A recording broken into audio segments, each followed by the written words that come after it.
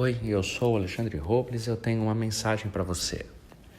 Salomão usou uma expressão muito comum no seu texto, no livro de Eclesiastes, em que ele fala sobre o sentido da vida, sobre a busca pela sabedoria.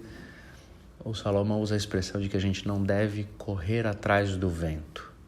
Correr atrás do vento é viver uma vida sem propósitos, sem objetivos. É ver o tempo passando e a gente não sentir nenhuma realização ao redor. Nós fomos feitos para realizações. Uma das expressões que também se encontra em Gênesis é que o Criador nos fez para que a gente continuasse a obra da criação, para que a gente desse nome aos animais, para que a gente cultivasse a terra, para que a gente interagisse com o que está ao nosso redor de uma maneira produtiva e realizadora. Isso é uma das características de ser humano no mundo. Isso é um dos legados da divindade em nós.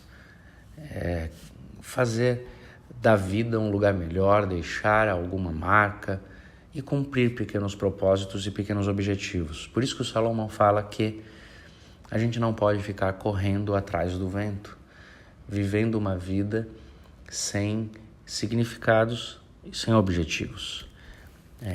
A gente precisa encontrar no dia a dia essas realidades. A gente precisa estar sempre cumprindo algum propósito. A gente precisa sempre encontrar algo para fazer.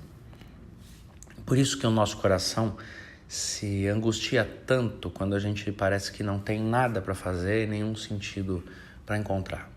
Então, isso deveria nos guiar. Nos nossos relacionamentos, a gente deveria sempre perguntar o que a gente pode fazer para ajudar as pessoas ao nosso redor.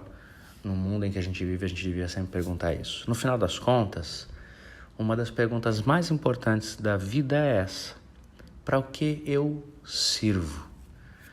Muitas vezes a falta de propósito do nosso dia a dia está justamente por não querermos responder adequadamente a esta pergunta. Porque para ter um propósito e um objetivo, a gente tem que estar a serviço. A gente tem que servir. Se a gente não servir alguém, a nossa vida não tem propósito. Se a gente não servir a nossa coletividade de alguma maneira, a nossa vida não tem propósito. Então, nós vamos precisar passar pela resposta a essa pergunta, que mexe com o nosso comodismo, com o nosso egoísmo, com a nossa distração.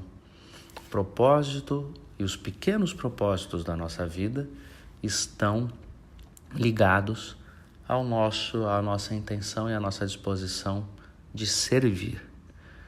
E que Deus nos abençoe e nos ajude para que a nossa vida não seja apenas uma correria atrás do vento. Paz e bem.